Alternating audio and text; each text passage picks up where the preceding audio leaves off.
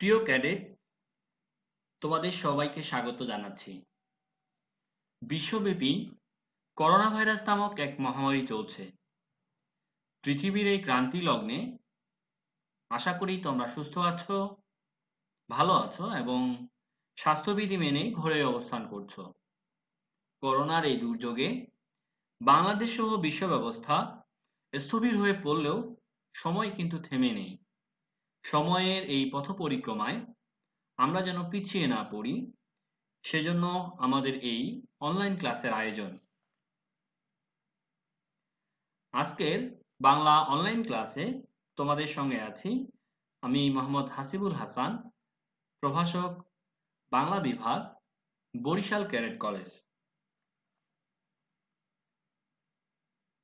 প্রথমেই corona virus সম্পর্কে সচেতনতামূলক একটা ভিডিও দেখি।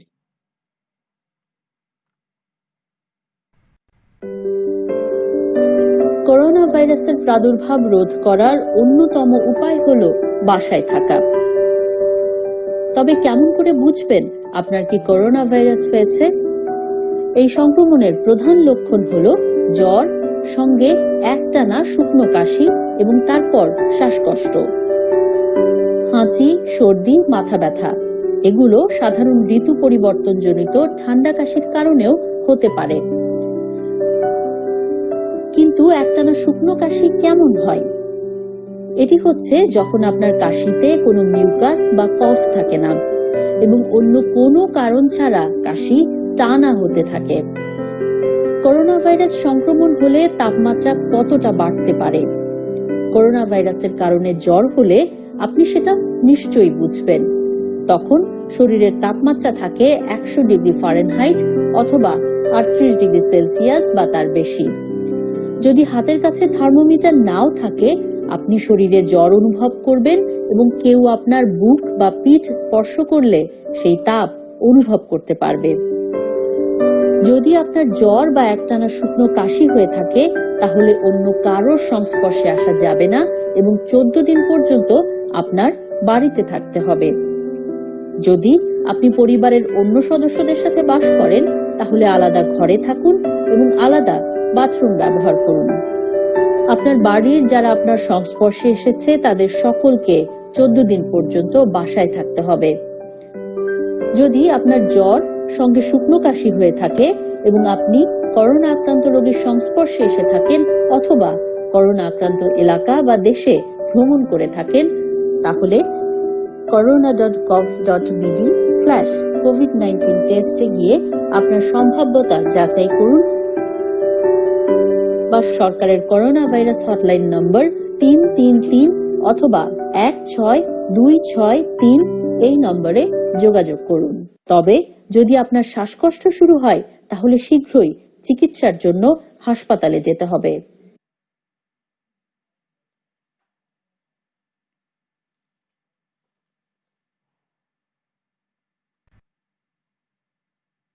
নিশ্চয়ই তোমাদের ভিডিওটি মনোযোগ দিয়ে দেখেছো এবং করোনা ভাইরাস সম্পর্কে যে সতর্কতামূলক কথাগুলো বলা হয়েছে তা অবশ্যই মেনে চলবে। চলো আমরা এখন আজকের পাঠদান বিষয়ের মূল আলোচনায় প্রবেশ করি।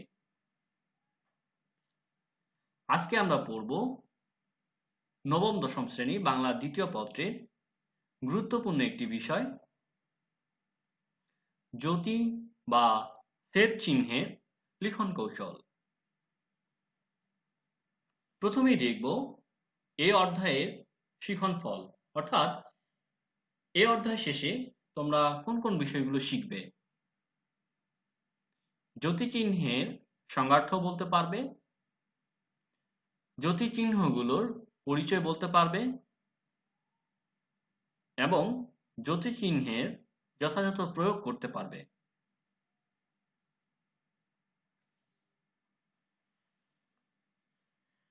আমরা যখন কথা বলি তখন একটানা কথা বলি না, আমাদের থামতে হয়।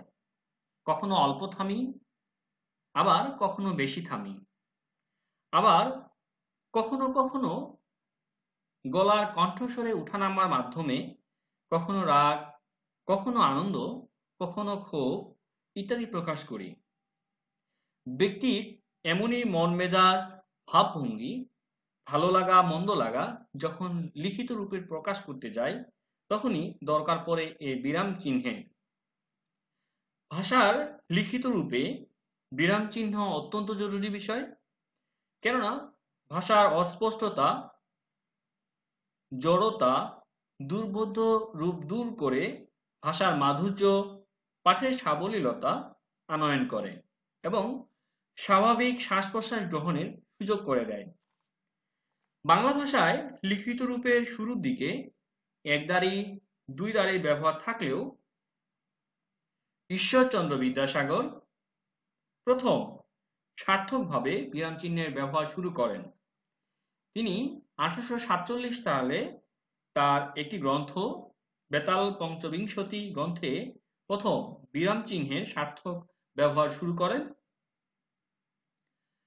এছাড়াও বিরাম চিহ্ন সম্পর্কে যেই তথ্যগুলো তোমাদের একেবারে প্রাথমিক ভাবে জানা দরকার, সেটি হচ্ছে বিরাম চিহ্ন বাক্যতত্ত্বে আলোচিত হয়। বিরাম চিহ্নের সংখ্যা 12টি।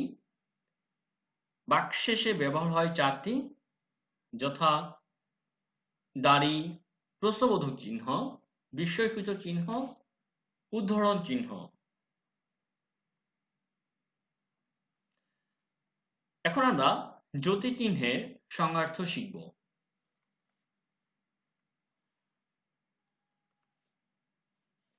যতি চিহ্নের সংজ্ঞার্থ।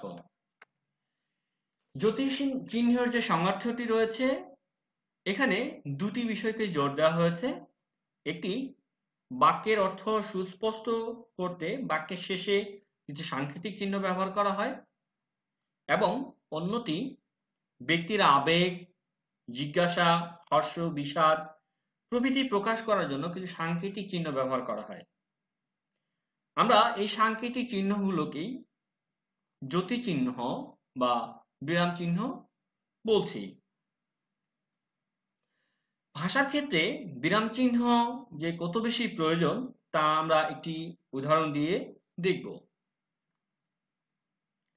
একটি উদাহরণ হচ্ছে এখানে, সেখানে যেও না, গেলে শাস্তি পাবে।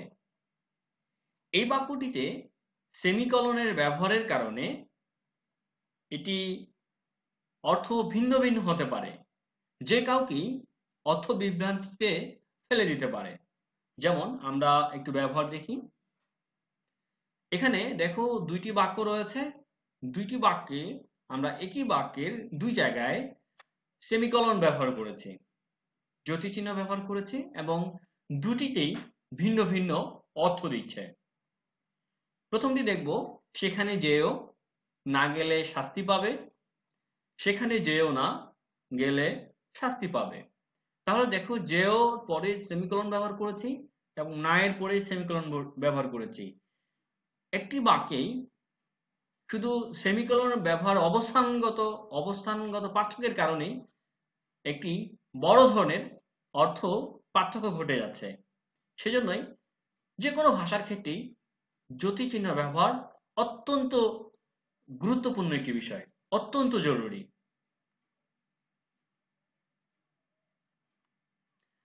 এরপর আমরা দেখব যতি চিহ্নের পরিচয়। আমরা আগেই জেনেছি বাংলা ভাষায় যতি চিহ্ন 12টি। এই 12টি চিহ্নের মধ্যে অনেকগুলো নাম আমরা ইংরেজি থেকে গ্রহণ করেছি, যদিও এর বাংলা নামও রয়েছে। যেমন আমরা একটু দেখি, কলন, দৃষ্টান্ত ছেদ চিহ্ন, ড্যাশ, বাক্য সংগতি বা গতি চিহ্ন, কলন ড্যাশ, ছেদ বাক্য বা সংগতি চিহ্ন, কমা, পাদচ্ছেদ, সেমিকলন, অর্ধচ্ছেদ, হাইফেন, শব্দ সংযোগ চিহ্ন, ব্র্যাকেট চিহ্ন, বন্ধনী চিহ্ন। আমরা এখানে বাংলা নামগুলো রয়েছে, তোমরা খুব মনোযোগ দিয়ে দেখো। এরপরে আমরা আকৃতি দেখি। যতি চিহ্নের যে আকৃতিগুলো রয়েছে, আমরা প্রত্যেকেই চিহ্নগুলোর সঙ্গে আমাদের পরিচয় রয়েছে। এরপর আমরা দেখব বিরতি, কাল এবং পরিমাণ। যতি চিহ্নগুলো কখন কতটুকু সময় থামতে হয় সেই বিষয়টি। এটি খুবই গুরুত্বপূর্ণ, শুধু পড়বার জন্য নয়, এটি পরীক্ষার জন্য খুবই গুরুত্বপূর্ণ। আমরা দেখি দাড়ি থেকে কলনদেশ পর্যন্ত যে জ্যোতিচিহ্নগুলো রয়েছে, এটি এটিতে 1 সেকেন্ড করে থামতে হয় এবং কমা এবং উদ্ধরণ চিহ্নে এক বলতে যে সময় প্রয়োজন সেই পরিমাণ থামতে হয়। এরপরে আমরা দেখব সেমিকলন, এক বলার দ্বিগুণ সময় থামতে হয় এবং হাইফেন থেকে ব্র্যাকেট চিহ্ন পর্যন্ত থামার কোনো প্রয়োজন নেই। এরপর আমরা সেই জ্যোতিচিহ্নগুলোর একটু ব্যবহার দেখব। প্রথমেই দাড়ি। বাংলা ভাষায় বহুল ব্যবহৃত চিহ্ন হচ্ছে দাড়ি। দাড়ি বাক্যের শেষে বসে, অর্থাৎ মনের ভাব সম্পূর্ণরূপে প্রকাশিত হলেই এই চিহ্ন বসে। আমরা উদাহরণ দেখি। করোনা ভাইরাস একটি মারাত্মক সংক্রামক ভাইরাস। এখানে একটি বক্তব্য পূর্ণতা পেয়েছে, সম্পূর্ণতা পেয়েছে। এই কারণেই আমরা শেষে দাড়ি বসিয়েছি। এরপরে আমরা দেখব আজ কলেজ বন্ধ। এখানে আমাদের যে কোনো একজন বক্তার মনের ভাব সম্পূর্ণরূপে প্রকাশিত হয়েছে। এ কারণে এই বক্তব্য শেষে, বাক্যের শেষে আমরা দাড়ি বসিয়েছি। প্রশ্নবোধক চিহ্ন। এই চিহ্নটির নাম শোনার সঙ্গে সঙ্গেই আমরা বুঝতে অসুবিধা হচ্ছে না যে এই বাক্যটির মধ্যে বা এই চিহ্নটির বাক্যটিতে একটা প্রশ্ন বা জিজ্ঞাসা থাকবে। অর্থাৎ কোনো কিছু যদি জিজ্ঞাসা থাকে, প্রশ্ন করা থাকে, সেই বাক্যের শেষে আমরা প্রশ্নবোধক চিহ্ন ব্যবহার করব। যেমন, তোমরা কেমন আছো? তুমি বইটি পড়েছ? এখানে আমরা দেখব দুটি বাক্যেই এক ধরনের জিজ্ঞাসা বা প্রশ্ন রয়েছে, যার কারণে আমরা এখানে প্রশ্নবোধক চিহ্ন ব্যবহার করেছি। বিস্ময়সূচক চিহ্ন। কোনো বাক্য অথবা কোনো শব্দ যখন সুখ, দুঃখ, আনন্দ প্রভৃতি প্রকাশ করা হয় এবং কাউকে সম্বোধন করা হয়, তখন এই বিস্ময়সূচক চিহ্ন বসে। আমরা উদাহরণ দেখি। আহা কি চমৎকার দৃশ্য। তার মানে কে একজন খুব ভালো চমৎকার একটি দৃশ্য দেখেছে, তখন সে এটি তার আবেগ প্রকাশ করতে গিয়ে বলছে আহা কি চমৎকার দৃশ্য। যেহেতু এখানে আহা শব্দটি দিয়ে তার আবেগ প্রকাশিত হয়েছে, এই কারণে এই শব্দের শেষে আমরা বিস্ময়সূচক চিহ্নটি ব্যবহার করেছি। এছাড়া আমরা দেখব জননী আজ্ঞা দেহ মরে যায় রণস্থলে। মাকে আদেশ করতে বলছে সে যুদ্ধক্ষেত্রে যাবে। মাকে যেহেতু এই কথা বলছে, তার মানে এই মাকে সম্বোধন করেছে, এই কারণে এর শেষে আমরা বিস্ময়সূচক চিহ্ন ব্যবহার করছি। আরেকটি উদাহরণ দেখি। কবি, এ কি বলছো তুমি? একজন কবিকে সম্বোধন করে বলছে তুমি কি বলছো। তার মানে এই কবিকে যখন সম্বোধন করছে, তখন এরপরে আমরা বিস্ময়সূচক চিহ্ন ব্যবহার করছি। তবে একটা জিনিস তোমাদের মনে রাখা দরকার, খেয়াল রাখতে হবে, আধুনিক নিয়মে সম্বোধন স্থলে যে সম্বোধন চিহ্ন রয়েছে বা বিস্ময়সূচক চিহ্নটি রয়েছে, এর স্থলে আমরা কমা চিহ্নের ব্যবহার করি। কলন। এই চিহ্নটি ব্যবহার জানার আগে আমরা যে ভুলটি প্রায়শই করে থাকি সেই বিষয়টি আগে জানবো। সেটি হচ্ছে কলন লিখতে গিয়ে আমরা কলনের ভেতরে ফাঁকা রাখি, যা বাংলা বর্ণমালার সাথে সম্পৃক্ত, অর্থাৎ বিসর্গ। তাই বিসর্গ এবং কলন যে আলাদা, এই বিষয়টি মনে রাখতে হবে। অর্থাৎ কলন যখন আমরা লিখব, তখন যে বৃত্ত দুইটি রয়েছে এটি আমরা ভরাট করে লিখব। মাঝখানে আমরা বা ভেতরের অংশে আমরা কোনো ফাঁকা রাখবো না। এখন আমরা এর ব্যবহার দেখি। একটি অপূর্ণ বাক্যের পরে অন্য একটি বাক্যের অবতারণা করতে হলে কলন ব্যবহৃত হয়। যেমন সভায় সাব্যস্ত হলো ১ মাস পরে নতুন সভাপতি নির্বাচন অনুষ্ঠিত হবে। আমরা এখানে যদি দেখি সভায় সাব্যস্ত হলো, কলন ব্যবহার করা হয়েছে। এটি একটি অপূর্ণ বাক্য। কি সাব্যস্ত হলো? যখন আমরা পরের বাক্য যে অবতারণা হয়েছে বা পরের বাক্যটি এসেছে, তখনই এই প্রথম বাক্যের যে অপূর্ণ অংশটি ছিল এটির পূর্ণতা পায়। অর্থাৎ কিভাবে পূর্ণতা পেল? যে ১ মাস পরে নতুন সভাপতি নির্বাচন অনুষ্ঠিত হবে। এরপরে কলনের প্রথম অংশের সাথে পরের অংশ যুক্ত হওয়ার কারণেই পুরো বাক্যটি পূর্ণতা পেয়েছে। এই কারণে আমরা যে অপূর্ণ বাক্য রয়েছে এরপরেই কলন চিহ্নটি বসিয়েছি। এরপরে দেখি শপথ নিলাম পাস করবই। শপথ নিলাম কিসে? পাস করবই। তাহলে একটির পরে আরেকটির যে অপূর্ণ বাক্য রয়েছে সেটির পূর্ণতা পেয়েছে। এই কারণে এর মাঝখানে আমরা কলন চিহ্ন বসিয়েছি। এরপরে দেখব উদাহরণ বা দৃষ্টান্ত বোঝাতে কলন চিহ্ন বসে। সন্ধি ২ প্রকার: কলন, স্বরসন্ধি ও ব্যঞ্জন সন্ধি। এরপরে আমরা দেখব উদ্ধৃতির আগে কলন চিহ্ন বসে। রবীন্দ্রনাথ বলেছেন, মরিতে চাহি না আমি সুন্দর ভুবনে। তবে এক্ষেত্রে তোমাদের আমি একটু বলে রাখি, আধুনিক নিয়মে আমরা আধুনিক যতিচিহ্নের ব্যবহারের নিয়মে দেখছি যে উদ্ধৃতির আগে আমরা কলন চিহ্ন নয়, আমরা ব্যবহার করি এখন কমা। এটি তোমাদের একটু মনে রাখতে হবে।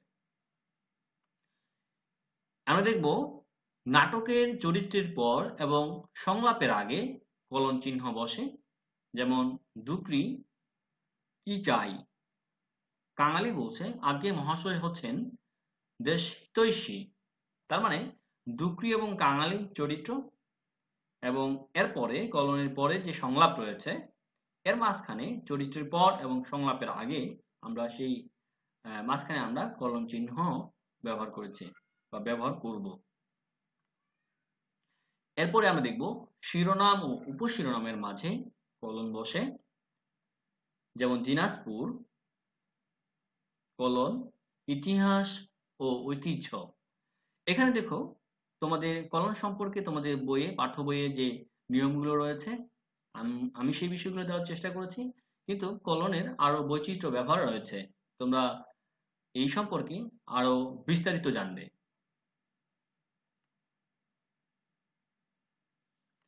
ড্যাশ যৌগিক ও মিশ্র বাক্যে পৃথক ভাবাপন্ন দুই বা তার বেশি বাক্যের সমন্বয় বা সংযোগ বোঝাতে ড্যাশ বসে।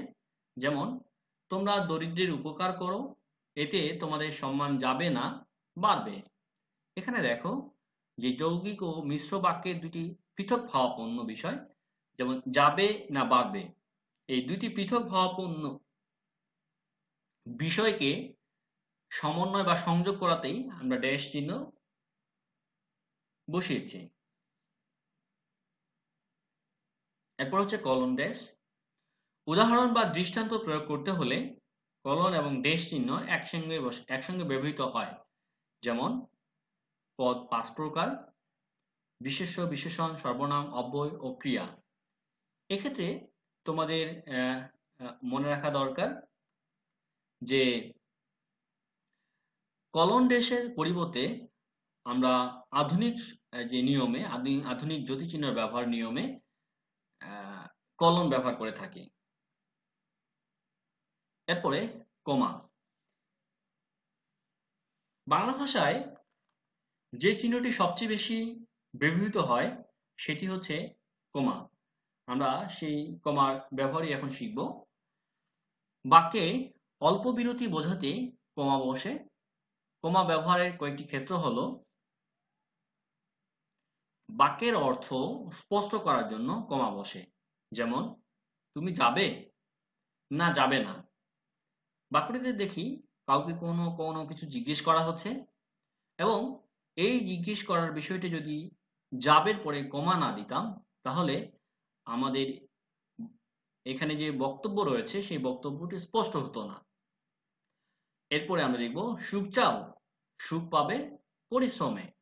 এই যে সুখ চাওয়া এবং সুখ পাবে পরিশ্রমে কমা ব্যবহারের কারণেই এই বাক্যটির অর্থ স্পষ্ট হয়েছে। এরপরে আমরা দেখব সম্বোধনের পরে কমা বসে। যেমন মা আমাকে এক গ্লাস পানি দাও। মার কাছ থেকে এক গ্লাস পানি চাচ্ছে, এই জন্য মাকে সম্বোধন করছে এবং এই সম্বোধন করার কারণে মায়ের পরে কমা বসেছে। এরপরে দেখব একই পদের একাধিক শব্দ পাশাপাশি ব্যবহৃত হলে কমা বসে। যেমন সুখ, দুঃখ, আশা, নিরাশা একই মালার ফুল। এখানে যে পদগুলো রয়েছে, শব্দগুলো রয়েছে, প্রত্যেকটি বিশেষণ এবং আলাদা আলাদা হওয়ার কারণেই আমরা প্রত্যেকটির পরে কমা বসিয়েছি বা কমা হয়েছে। এরপরে আমরা দেখব বাক্যে উদ্ধৃতি চিহ্নের আগে কমা বসে। যেমন মা বললেন বই পড়তে বসো। আমরা এর আগেও এই নিয়মটা দেখেছি। আমি বলেছি আধুনিক নিয়মে এই নিয়মটি মান্য করা হয় যে উদ্ধৃতি চিহ্নের আগে কমা বসে। এটি ভালো করে মনে রাখবে। একই ধরনের একাধিক বাক্য বা বাক্যাংশকে আলাদা করতে কমা বসে। আমরা উদাহরণ দেখি। আমাদের কাছে স্বাধীনতা দিবস, বিজয় দিবস, পহেলা বৈশাখ খুবই আনন্দের দিন। তাহলে আমরা এখানে দেখব স্বাধীনতা দিবস, বিজয় দিবস, পহেলা বৈশাখ প্রত্যেকটি আলাদা আলাদা বিষয় এবং এই বাক্যাংশগুলো আলাদা আলাদা বোঝার কারণেই আমরা প্রত্যেকটির পরে কমা ব্যবহার করেছি। এরপরে আমরা দেখব জটিল বাক্যের অন্তর্গত প্রত্যেক খণ্ডবাক্যের পরে কমা বসে। যেমন কাল যে লোকটি এসেছিল সে আমার পূর্ব পরিচিত। নিশ্চয়ই তোমাদের আগের ক্লাসের কথাগুলো মনে আছে, জটিল বাক্য কাকে বলে এবং জটিল বাক্যের গঠন। এটি একটি জটিল বাক্য। খুব সহজেই যদি বলি এটি জটিল বাক্য কি হবে, কারণ এখানে যে এবং সে সাপেক্ষ সর্বনাম রয়েছে। যেহেতু দুটি খণ্ডবাক্য রয়েছে তাহলে একটি খণ্ডবাক্যের আগে, একটি খণ্ডবাক্যের পরে এবং একটি খণ্ডবাক্যের আগে আমরা একটি কমা বসাবো।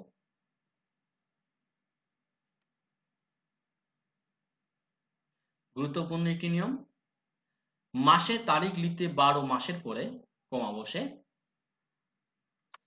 যেমন 28 আষাঢ় রবিবার 1427 বঙ্গাব্দ। বাড়ি বা রাস্তার নম্বরের পরে কমা বসে। যেমন 68 নবাবপুর রোড, ঢাকা 1000। এবং আরেকটি নিয়ম দেখি কমা ব্যবহারের। নামের পরে ডিগ্রি থাকলে কমা বসে। যেমন doctor Gias Shamim MA PhD। এখানে যে তিনটি নিয়ম রয়েছে তিনটি নিয়মই খুবই গুরুত্বপূর্ণ, খুব ভালো করে মনে রাখবে, কারণ এটি বাস্তবিক জীবনে যেমনটা কাজে লাগাই আমরা অনেকে ভুল করে থাকি, এটা ছাড়াও পরীক্ষাও তোমাদের এখান থেকে অনেকবার প্রশ্ন এসেছে। এরপরে আমরা দেখব সেমিকলন। একাধিক বাক্যের মধ্যে নিকট সম্পর্ক থাকলে তাদের মাঝে যোগসূত্র রক্ষার জন্য সেমিকলন ব্যবহৃত হয়। সাধারণত কমা অপেক্ষা বেশি বিরতির প্রয়োজন হলে সেমিকলন বসে। এক্ষেত্রে একটি বিষয় বলে রাখা দরকার তোমাদের, আমরা কমা এবং সেমিকলন ব্যবহারের ক্ষেত্রে সবগুলো মিলিয়ে ফেলি।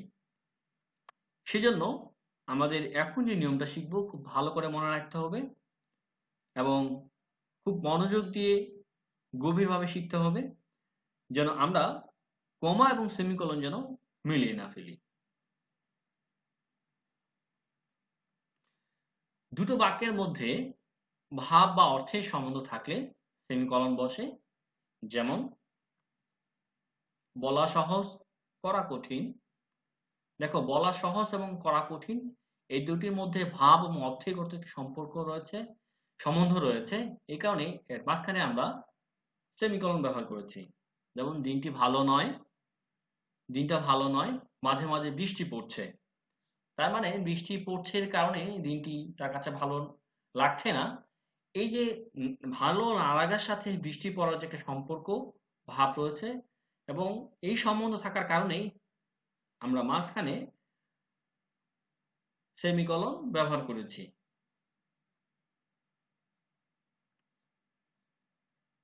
এরপরে একাধিক বাক্য সংযোজক অব্যয় দ্বারা যুক্ত না হলে সেমিকোলন বসে। যেমন আগে স্কুলের পড়া, পরে গল্পের বই। এখানে দেখো স্কুলের পড়ার পরে আমরা একটি সংযোজক অব্যয় ব্যবহার করতে পারতাম, কিন্তু যেহেতু আমরা সংযোগ অব্যয়টি বর্জন করেছি, সেজন্য আমরা এখানে সেমিকোলন বসিয়েছি।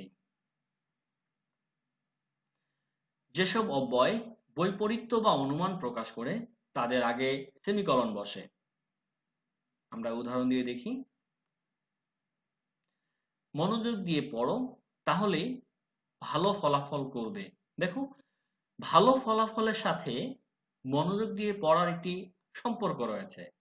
কারণ মনোযোগ দিয়ে পড়লেই যে অনুমান করতে পারে ভালো ফলাফল হবে।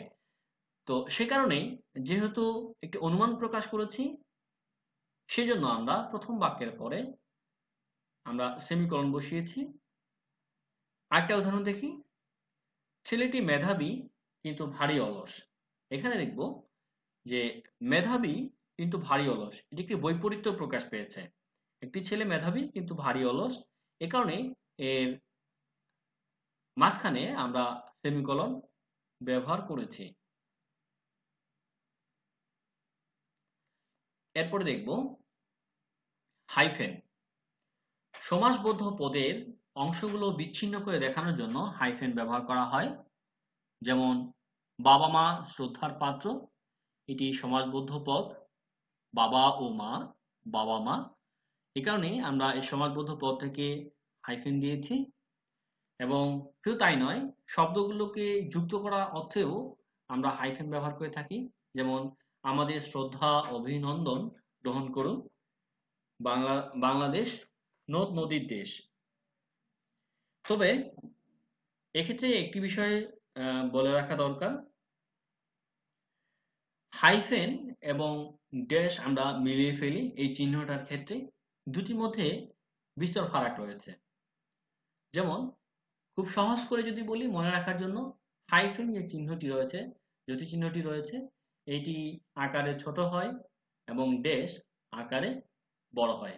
তাহলে তোমরা এটা মনে রাখো, হাইফেন এবং ড্যাশকে তোমরা কখনোই মিলিয়ে ফেলবে না। এরপরে আমরা দেখব ইলেক বা লোপ চিহ্ন। কোনো বর্ণ বিশেষের লোপ বোঝাতে বিলুপ্ত বর্ণের জন্য লোপ চিহ্ন ব্যবহৃত হয়।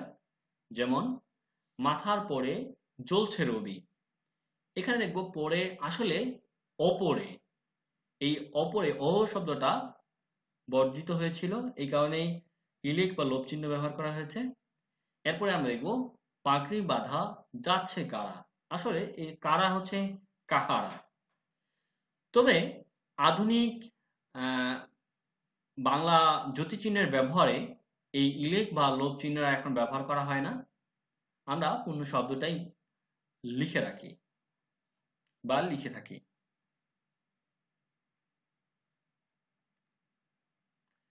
উদ্ধরণ চিহ্ন। উদ্ধরণ বা উদ্ধৃতি চিহ্ন দুই ধরনের হয়। একক উদ্ধৃতি চিহ্ন, দ্বৈত উদ্ধৃতি চিহ্ন। আমরা অনেকেই এই দুই ধরনের উদ্ধৃতি চিহ্ন নিয়ে অনেক ঝামেলায় পড়ি। সেজন্য আমাদের একটু ভালো করে শিখতে হবে যেন একক উদ্ধৃতি চিহ্ন এবং দ্বৈত উদ্ধৃতি চিহ্ন জায়গা এবং ব্যবহারের স্থান যে ভিন্ন সেটি মনে রাখতে হবে। চলো আমরা একক উদ্ধৃতি চিহ্নের ব্যবহার প্রথমে শিখি। বাক্যের মধ্যে কোনো শব্দকে বিশেষভাবে বোঝাতে হলে একটি করে উদ্ধৃতি চিহ্ন বসে। যেমন আমি গীতাঞ্জলি বইটি পড়েছি। এখানে দেখো গীতাঞ্জলি একটি বইকে সে যে পড়েছে সেটা বিশেষভাবে জোর দিচ্ছে, বোঝাচ্ছে। এই কারণেই এখানে একক উদ্ধৃতি চিহ্ন ব্যবহার করা হয়েছে। এবং এরপরে দেখো, বাক্যের মধ্যে একাধিক শব্দগুচ্ছ কিন্তু অর্থ একটি, এমন কোনো কিছু উদ্ধৃত করতে হলে একটি করে উদ্ধৃতি চিহ্ন বসে। যেমন, আমি শ্রাবণ মেঘের দিন ছবিটি দেখে অভিভূত হয়েছিলাম।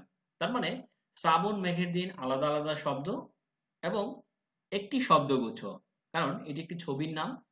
এবং এই যে আলাদা আলাদা শব্দগুচ্ছ একটিকে নিয়ে বোঝাচ্ছে, সেক্ষেত্রে আমরা শব্দগুচ্ছকে আবদ্ধ করার জন্যই হচ্ছে এই একটি একক উদ্ধৃতি চিহ্ন ব্যবহার করব। দ্বৈত উদ্ধৃতি চিহ্ন প্রথমে দেখব, সংলাপ উদ্ধৃতির সময় দ্বৈত উদ্ধৃতি চিহ্ন বসে। সে বলল, আমি তাকে চিনি না। এখানে দেখব যে প্রত্যক্ষ উক্তি একটি। এই প্রত্যক্ষ উক্তি যেহেতু আমরা সংলাপটি হুবহু তুলে দিয়েছি, এই কারণে সেই সংলাপটির কে আমরা দ্বৈত উদ্ধৃতি চিহ্ন দিয়ে আবদ্ধ করেছি। এরপরে একটি সম্পূর্ণ বাক্য বা একাধিক বাক্য উদ্ধৃত করতে হলে দুটি করে উদ্ধৃতি চিহ্ন বসে। যেমন, রবীন্দ্রনাথ ঠাকুর বলেছেন। এখানে আমি কয়েকটি বাক্য লিখিনি, ফাঁকা রেখেছি বিষয়টাকে ভালো করে স্পষ্ট করে বোঝানোর জন্য যে দ্বৈত উদ্ধৃতি চিহ্ন কোথায় ব্যবহার করতে হয়। আমরা দেখছি যে শুরুটা তো আমরা মোটামুটি সবাই জানি যে বাক্যের শুরুতেই দ্বৈত উদ্ধৃতি চিহ্ন শুরু করতে হবে, এবং শেষেরটি দেখো, ভালো করে খেয়াল করো, আমরা যে দাড়ি রয়েছে এবং দাড়ির পরে দ্বৈত উদ্ধৃতি চিহ্ন ব্যবহার করেছি। সেক্ষেত্রে তোমাদের একটু মনে রাখতে হবে, একক যে উদ্ধৃতি চিহ্ন রয়েছিল সেখানে আমরা শব্দের মাথায় মাথায় ব্যবহার করেছি, অর্থাৎ একটি শব্দকে আবদ্ধ করার জন্য বা একাধিক শব্দকে আবদ্ধ করার জন্য, বা শেষে কিন্তু ব্যবহার করিনি। সেক্ষেত্রে আহ দ্বৈত উদ্ধৃতি চিহ্ন আমরা সবার শেষে, বাক্যের শেষে দাড়ির পরে ব্যবহার করব। ব্রাকেট বা বন্ধনী চিহ্ন, এই চিহ্নগুলো সাধারণত গণিত শাস্ত্রে ব্যবহৃত হয়। তবে প্রথম বন্ধনীটি বিশেষ ব্যাখ্যামূলক অর্থে সাহিত্যে ব্যবহৃত হয়ে থাকে। যেমন, ত্রিপুরায়, বর্তমানে কুমিল্লা, তিনি জন্মগ্রহণ করেন। দেখো এখানে একজনকার পরিচয় বলতে গিয়ে আমরা আগের যে একটা স্থানের নাম ত্রিপুরা, যা বর্তমান নাম কুমিল্লা, এভাবেই পুরাতন বিষয়টাকে নতুন যদি কখনো কোনো কিছু নামকরণ করা হয়, তারই যে একটি ব্যাখ্যা রয়েছে সেই ব্যাখ্যাটা বলা অর্থে আমরা প্রথম বন্ধনীটি ব্যবহার করে থাকি। এই ছিল 12টি জ্যোতিচিহ্নের ব্যবহার সম্পৃক্ত আলোচনা। এখন আমরা একটা সামারি দেখি। আজকের ক্লাসে যে বিষয়গুলো শিখলাম তা এক নজরে দেখি। প্রথমে আমরা শিখেছি জ্যোতি চিহ্নের সার্থক প্রবর্তক হিসেবে ঈশ্বরচন্দ্র বিদ্যাসাগরের নাম। তিনি বাংলা ভাষায় এই জ্যোতি চিহ্নের সার্থক ব্যবহার করেছেন বেতাল পঞ্চবিংশতি গ্রন্থে, সেটি আমরা দেখেছি। এরপরে আমরা শিখেছি জ্যোতি চিহ্নের সংজ্ঞার্থ, জ্যোতি চিহ্ন কাকে বলে সেই বিষয়টা নিয়ে আলাপ করেছি, এবং জ্যোতি চিহ্নের যে প্রয়োজন রয়েছে ভাষার ক্ষেত্রে, যে কোনো ভাষায়, সেটি একটি উদাহরণ দিয়ে দেখার চেষ্টা করেছি। এরপরে আমরা যে বিষয়গুলো শিখেছি, যে 12টি জ্যোতি চিহ্ন রয়েছিল তার নিয়ম দেখেছি এবং আমরা উদাহরণ দিয়ে সেটি প্রয়োগ শিখেছি। এবার প্রশ্ন উত্তর পর্ব। আজকের পাঠদান সংশ্লিষ্ট তোমাদের যদি কোনো প্রশ্ন থাকে অবশ্যই মন্তব্যের ঘরে জানিয়ে দেবে, আমি তোমার সেই প্রশ্নের উত্তরগুলো দেওয়ার চেষ্টা করব।